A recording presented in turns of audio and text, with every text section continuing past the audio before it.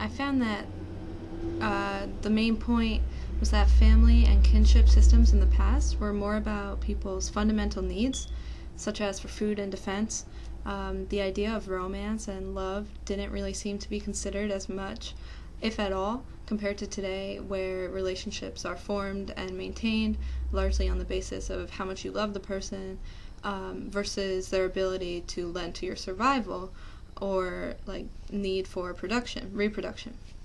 And then I found it surprising in Cherlin, the textbook, when reading about Puritan colonies, that the fathers were the ones that brought up their children more so than women, and that they would be the ones that kept custody of them if the couple got separated or divorced. It was surprising to me because it's contrary to today in society, with the unique special bond between a mother and child.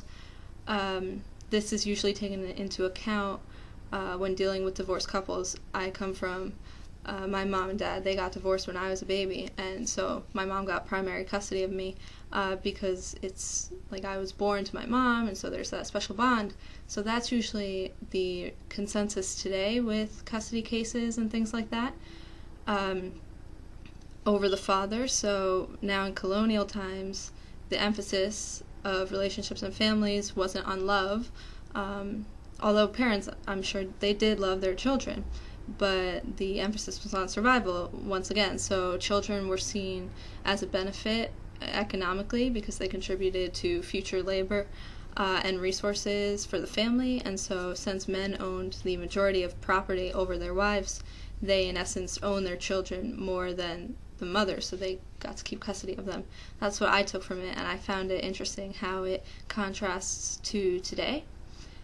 So that was a big point, and just the fact that the history of family changes over time and shifts, and our ideas about family shift, and that now it's more about support and love and maintaining your relationship with those things and then of course through that you expect to be treated safely and to be safe with your partner or significant other.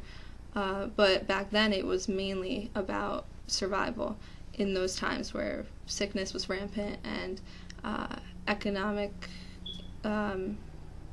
necessities were seen as key. So I thought the readings were interesting in that respect. Thanks.